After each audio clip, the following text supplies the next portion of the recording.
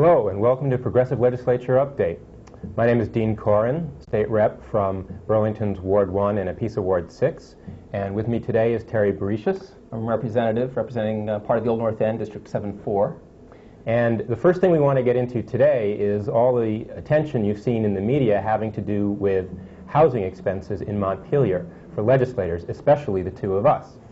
Now, you've read a lot of things, so we want to set the story straight because you're not necessarily getting the straight story from the media. The first thing we want to talk about is how the expenses are done in Montpelier. It's an incredibly simple and straightforward system. What happens is when you go down there, if you rent an apartment in Montpelier, there is a set amount they give you every day that the legislature is in session. This happens pretty much automatically. That's $50 a day. And it has nothing to do with reimbursement for actual expenses. That's the way they said it in the law. Back in the 1980s, we don't know exactly when it was early adopted. Or mid-80s, we don't know exactly when. And it's been that way ever since, and that's basically the way it works for everybody. I think right now this year something like 73 legislators get the full allotment for renting full-time, and something like 120 or so rent altogether. In total, yeah. And get some kind of allotment for housing expenses. Some of those people are counted as renting because there's a snowstorm and they rent a room for one night, so that's in that number 120. As opposed to people who rent all the time like we do. An apartment like we do. Right. One of the things that the media has tried to make it appear to be that it is some kind of reimbursement, that you, as if you put in vouchers and you get paid back for what you spend. And that's not the way the system is at all. In fact, we think that would be a far better system. Yeah, in fact, we actually have put in a drafting request to have the law change. Currently, the law doesn't really have that flexibility to allow people to put in like an expense sheet saying this is how much my rent was and give me this much money. There's no provision in the law for doing that, and essentially no legislators do that. Right. Now, we could change to a system of actually saying, well, this is my bill, this is my return check from the bank or whatever, and actually getting reimbursement for direct costs. Now that clearly would be a system which would save some money for the state. It would take money out of the pockets of legislators. It would have some bureaucratic rigmarole, but clearly that's the kind of legislation we need because the current system allows for all kinds of grandstanding where someone who chooses not to rent an apartment can point to the fact that somebody else who is renting an apartment in Montpelier is getting their housing allowance is set in the law, not mentioning that that's what the law says. Now, interestingly, there's also a meals allowance in Montpelier where every legislator gets over $30, $32, $37 every single day for meals. Now, there's not a single member of the House of Representatives that turns down that money. It's set in the law that you get this money every day. Now, whether that's a good law or not is something that's clearly open to discussion. A lot of people say $32 every day for lunch. That's a lot of money. That's what the law is, and maybe that law should be changed, but not a single member of the legislature turns down that money. They all take it. Clearly that was meant to be part of the compensation. Yeah, apparently in the 1980s when they passed this law... It's by no means the best way to do it. It's not a good method, but it's not clear. People should get paid what they paid, and then if there are expenses, if they get paid enough, then they don't need to get expenses. If there are expenses, I think people want them to be actual costs. I talked to some legislators who were in office back when this law was adopted, and it seems that the intent was, well, we have a certain salary, and if we try and raise that, then there's all kinds of media attention and all kinds of hullabaloo. But we have these expenses. If we raise those sort of quietly, then nobody will know, and we can still talk about our salaries as being relatively modest, but we'll still have this nice other nest of money. Now, the thing is, that was done a decade ago, and it's been ongoing, and every now and then somebody has proposed some sort of legislation to change back to a system of direct reimbursement for actual costs, and that has generally been blocked, usually in the House of Representatives. Ralph Wright and his followers have blocked that in past years. It was initiated in the Senate, I believe, in each of those years in the past when that happened. There has been no move, except for the legislation that's being drafted now, that we are having drafted, maybe some other people also. There has been no move in the last 4, 5, 6 years that I'm aware of to get rid of that system. But the fact that that system exists right now with a set amount of money for every day the legislature is in session, regardless of any other contingencies, is clearly a system that needs to be changed. Well, of course, the really remarkable thing about it is that here you have everybody following the rules. As far as we know, everyone in the legislature is following the rules. And yet, the press, and now it's really being promoted by Ralph Wright. And the governor. The governor and the governor attacked us very specifically in two events, in a press conference and on ETV, right. specifically Right. singling the two of us out, or doubling the two of us out, singling the two of us out, excluding the mention of all the other 73 legislators in our same situation, Right. especially the really Burlington remarkable. delegation, Yeah. since a majority of the Burlington delegation rents in Montpelier, and most of them get the full allotment, and somehow the governor conveniently forgets the Democrats, even manages to forget the Republicans. Right.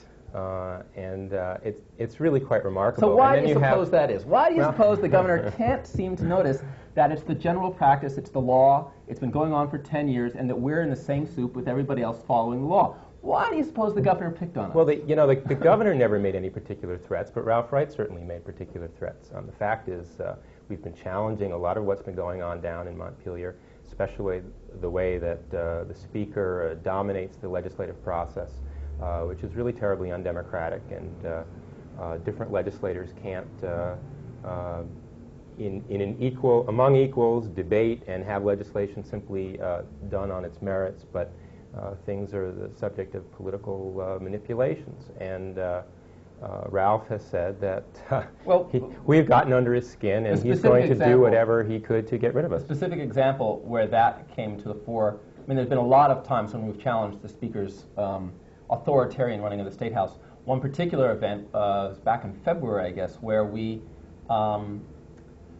pointed out that the Speaker has this, what's called an annual soiree, the Speaker's soiree. It's a party, charges $100 a ticket, and asks lobbyists to go and sell these tickets to their clients, the businesses and so on who want to influence legislation.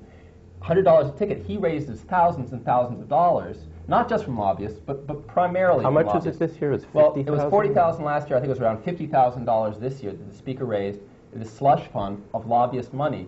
And that money is then in a fund to help elect people who will support him as Speaker. I mean, he generally goes to Democrats, clearly, but not to all Democrats. He picks and chooses who is going to get some of this largesse.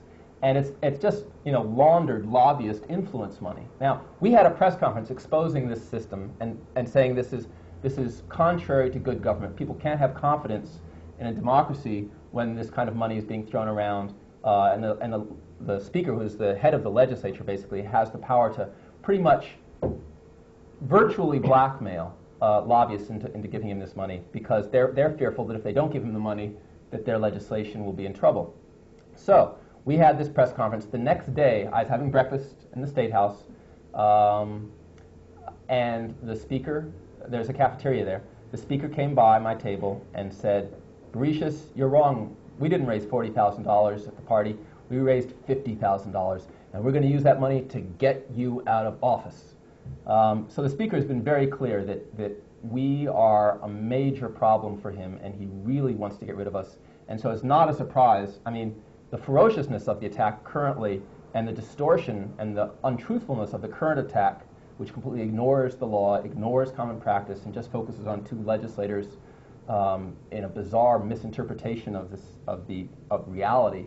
The ferociousness was a little bit unexpected, because that kind of negative campaigning usually waits until campaign season. In the height of campaign season, sometimes people resort to negative campaigning like this. But to do it this early, to try and discredit legislators while the legislature is still going on, is pretty unusual. And it really has involved not just the Speaker, but the cooperation of the press. Yeah. I mean, we're not saying it's a conspiracy. We're just saying they like to do it because, it's high nail, they like to pound it down. It's sloppy. I mean, among other things. I mean, you got 3 AP stories in a row, as far as I know, with no bylines even, right, that attack us erroneously, quote the Speaker, never once contacted us, never even had any interest in getting the story straight. That's one of the unusual things about this particular story is there's a standard of professionalism that normally if someone's going to be attacked in a press story, they contact that person for their reaction, for their comment. So they missed the first time because they basically just took up from a Rutland Herald story, and you say, okay, it was a story in the Rutland Herald, they reported what the Rutland Herald said. But then they ran another story a couple days later, and then another story, 3 times repeating the same erroneous charges against us that we had done something improper, which is not true, and never contacted us. We have answering machines, so we would know if they had called us. We have, when we're down at the State House, we have the Sergeant at Arms message system. There's no way that if they had been trying to contact us, we would not know. To do 3 attack stories and never contact the people you're attacking, I've just never heard of a News 8 organization operating like that. And then the Burlington Free Press simply reprints those AP stories, and the Free Press says, oh, it's not our fault, we just printed what the AP sent us over the wire. And then, at least because the Free Press attacked us in an editorial, right. You were able to get a letter in responding to that attack, which they generally allow. And that was really the first time we were able to respond. Do we want to move on to another issue here? Or? Yeah, we do have other issues to take care of. Other things are going down in Montpelier? But I really want people to know that if you have any questions about this issue at all, and I wouldn't be surprised if you continue to see it in the media, by all means, give us a call. You know, if you're a constituent of Terry's, give him a call. If you're a constituent of mine, give me a call. The numbers are always on the screen. And by all means, get in touch with us. And whatever questions you have, we're happy to answer. If there's ever proof of the saying, you can't believe everything you read in the press, this is the case. You know, I think a lot of people know that. I've had people, you know, Republicans, Democrats, left-wing, right-wing, in my district say, well, you know, gosh, you know, everything I read in the Free Press I take with a grain of salt. Because once they've dealt with one of your issues, you know, whether you care about kids and smoking or you know, whatever your issue is, once you've seen them handle that issue, you know what the shortcomings are of the press. And by all means, get in touch with us if you have any questions whatsoever. So let's talk a little bit about telephones. There's an issue that's very hot right now. We've been organizing against the current NYNEX, New England Telephone, rate increase. They put in a filing to raise their rates several months ago, and it's coming to a fore now with public hearings. We're taping this on Monday, and on Tuesday evening in South Burlington, I'm not sure if this will be aired in time, there is a public hearing at the Sheraton Conference Center. That's Tuesday the 24th of May. Right. The core of this issue is NYNEX, the telephone company, wants to have a special kind of regulation. Traditionally, every so often they'd have to go before the Public Service Board, the regulatory body, and say, these are our costs, we want to charge these rates to make a certain amount of profit. It's called rate of return regulation. Now they want to switch to it, and in recent years actually, we've had a different system with various just agreements between the telephone company and the state saying, you know, you'll just do this, you'll run with this system for a few years, and hasn't been that system. But now what they're proposing is to allow every year a rate increase on basic services without having to prove anything about their costs, and to have a rate of return or a profit margin of around 12% every year, and not have to prove any of that to the regulatory body. Just every year, if there's an inflation, they just are allowed to raise their rates. And the funny thing is right now in the industry, because of new technologies and cost savings from labor savings and so on, costs to the company are actually going down as rates have been going up. And they've been making more and more money off the monopoly basic customer who has no choice but to use rates have been going up in Vermont, but they haven't been going up everywhere. Nationally, that's true. In some cases, rates are actually following the costs, which have declined. Now, this is the kind of mechanism which I don't think they're going to get away with. There's actually a precedent for this in the electric utility area, which I'm more familiar with, also which is regulated by the Public Service Board, and that has to do with fuel adjustment clauses. There was a time when utilities, when fuel prices were fluctuating a lot, utilities wanted to have automatic clauses that the price to the consumer would change without having to come in for rate cases. And the Public Service Board doesn't allow that at all now. And I certainly don't think they'll let them get away with this, although they need to hear from the public. Right. They don't want these automatic rate increases. The specific problem that we're facing with this right now is that it's sort of a complex system, but there's the Public Service Board, which you can think of as the judge. It's the regulator that says you will or you will not get this or that. Three-member panel. And then there's the Public Service Department, which is appointed by the governor, which is supposed to be representing the public and fighting for the public's interest. And then there's the telephone company. So you have the company, the phone company, you have the Public Service Department representing the public, and the Public Service Board regulating. Well, what's been happening is the Public Service Department and the telephone company have been getting together before we get to that, and making a deal. Before we get to that, 9X filed a rate case. And the Department of Public Service, which is supposed to represent the public, did come back with a pretty strong response to that, saying we don't want as high a rate of return as they're saying. We're challenging a bunch of their expenses, like their famous advertising expenses. So, yeah, should you as phone users have to pay for their TV which ads? should not necessarily be paid for by the ratepayers. And they did challenge a lot of that stuff. And then what happened? Yes, apparently is the story. Someone from New England Telephone met with the governor and said they had their feelings hurt by how ferocious the Public Service Department had been in criticizing the telephone company. And the governor apparently called in the head of the Public Service Department, who had made that very strong argument on behalf of the public, and said, no, we got to work with the phone company, 9X, they're going to help us with education and with all the other kinds of things. We got to be really nice to the phone company. So go meet with the telephone company, with 9X, and rework those numbers and do something a little bit nicer for the phone company. So there's been a series of secret negotiations between the Department of Public Service and 9X, excluding the other parties who are in this rate case. Other interests are allowed to participate in the rate case. Right. And they've been excluded from these meetings. Now, as far as I know, they were supposed to come to some conclusion by today, the day we're taping this. So whether a deal will be struck, I don't know. But the whole process where the telephone company can go to the governor and say, hey, wait, your public advocate there is doing too good a job. Call in your dogs. And the governor does that. That's a serious problem. The real issue to me is that you've got a formal process with the Public Service Board, and you've got parties who have party status, and they're all supposed to file briefs and make testimony before the Public Service Board.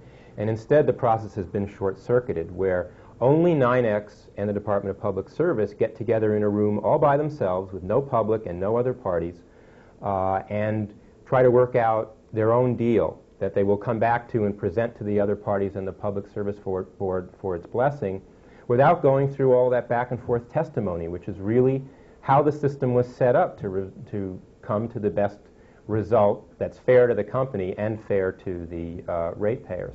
And what we've seen in the past, where you have a deal that's basically arranged by the phone company and the Department of Public Service, both in terms of the Vermont Telecommunications Agreement number 1 and the famous Vermont Telecommunications Agreement number 2 that was killed, is a deal that sometimes can shut out the consumer altogether. And that's what we're worried about now, and that's the question is what's being cooked up, VTA number 3. In fact, the proof of that is in this telephone agreement, VTA number 2, which was proposed a few years ago, that there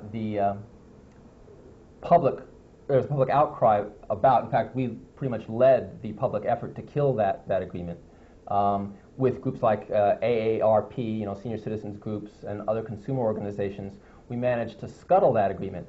In that agreement, that the Department of Public Service and the telephone company, 9X, then NET, were saying, we need to raise basic rates. We need to charge up to 50 to 100% more per minute for local calls, et cetera, et cetera. They're saying we have to do these things. And the Department of Public Service is saying, yep, we signed on the dotted line in this agreement. We think it's a good deal for the people of the state. Well, that deal was finally killed. And then the telephone company came forward with the next rate increase proposal, which wasn't even as high as what had already been in the deal in the so-called VTA2. In other words, the phone company has now admitted that they did not need that level of rates for basic service. So that's absolute, irrefutable proof that the public interest was not being protected by the Department of Public Service under Governor Howard Dean. So that effort showed us that a public watchdog role is very critical, that we cannot rely on this governor and his Department of Public Service to adequately represent the public's interest when dealing with the telephone company? Well, I think the people who have the most to lose in this case are people who need basic service, especially low-income customers who need just basic telephone service, no fancy bells and whistles. And the question is basic service going to go down to a point where it's affordable, or is it going to keep raising its costs? And you know, the technical question that they always talk about is cross subsidies, whether some ratepayers are actually paying more money so that it can make another service look cheaper to the customers that use that special service. It's the term for what we're talking about in terms of basic service is what they call POTS, plain old telephone service, which is what most people need. I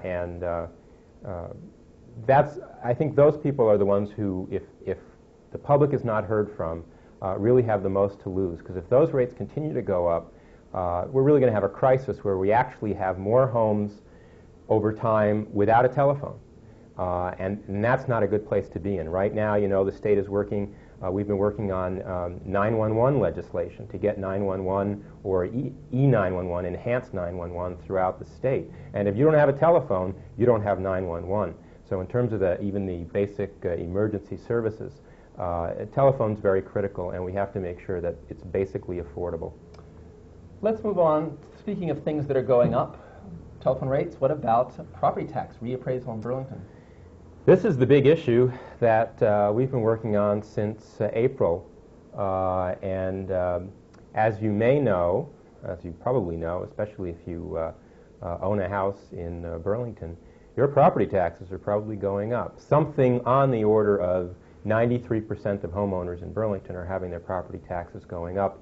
And it's on the average, it's probably about $250 Now the irony here home. is the city isn't getting any additional money from this reappraisal. No. There's maybe some growth in the grand list, but from the reappraisal, no additional money. The reason is that commercial property taxes are going down about $2.25 million as a result of this reappraisal. So it's really just a shift. It's really just all the homeowners, or it's actually the commercial interests lining up, going past the homeowners, and all the homeowners are dishing out some more money.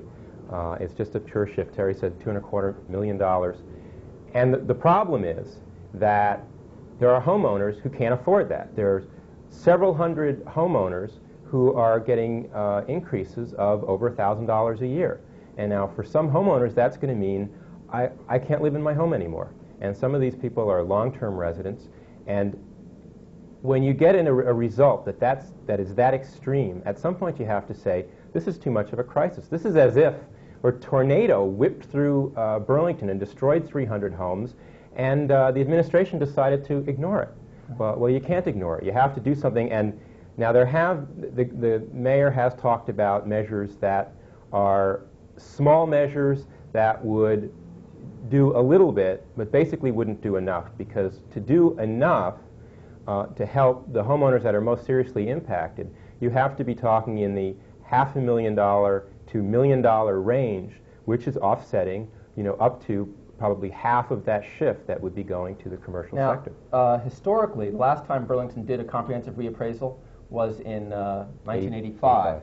At that time, Mayor Sanders, progressive, was in office, and when they saw the potential impact of this reappraisal, we brought forward, and I was on the city council at the time, a plan to deal with that, to keep the balance between the commercial and residential property taxes on an even keel. That's when we instituted the charter change, which was approved to have businesses taxed at a somewhat higher rate, 20% higher rate than residences, so that homeowners on fixed incomes wouldn't be forced to sell their homes.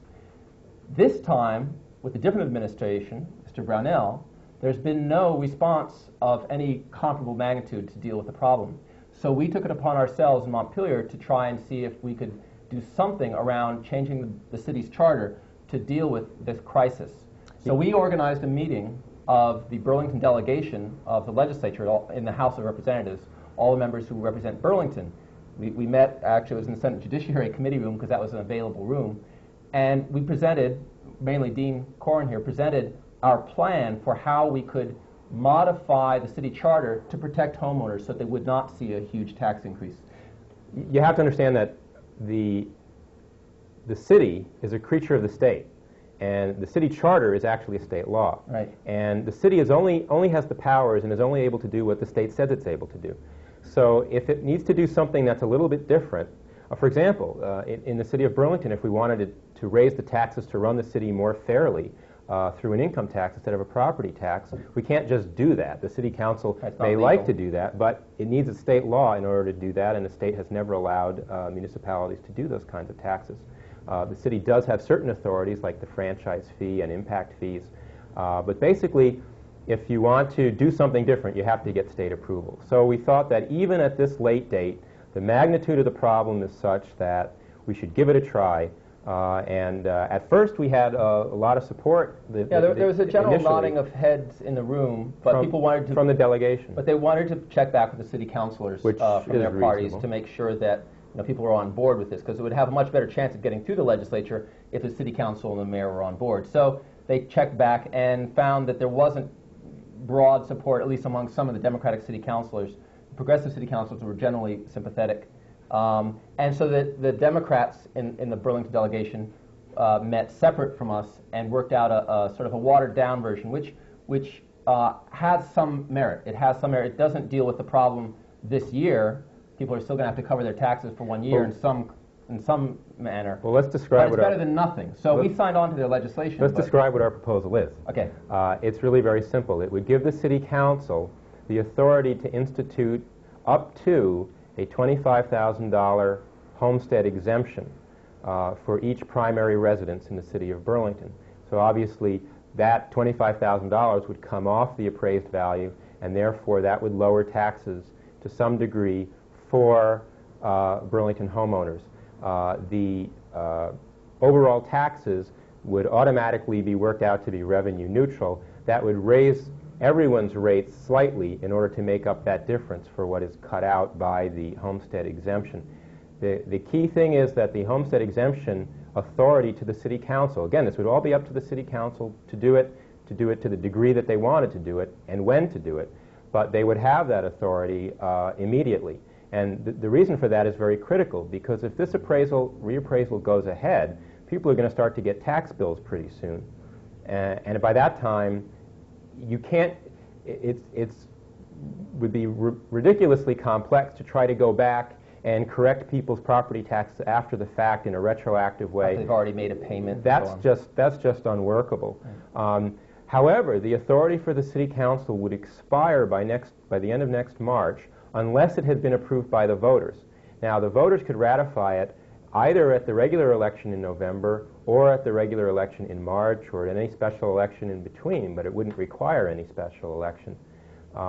And that's very important because the city council could take action immediately, and that would allow them to avoid what the mayor is concerned about, which is if the reappraisal is not done, getting all sorts of lawsuits from the commercial and industrial ratepayers who want the reappraisal to go through. Now, we should be clear that holding up the reappraisal is probably also a good thing to do, because this legislation is going to be really hard to get this charter change through in Montpelier in the few days that are left in the legislature. Right.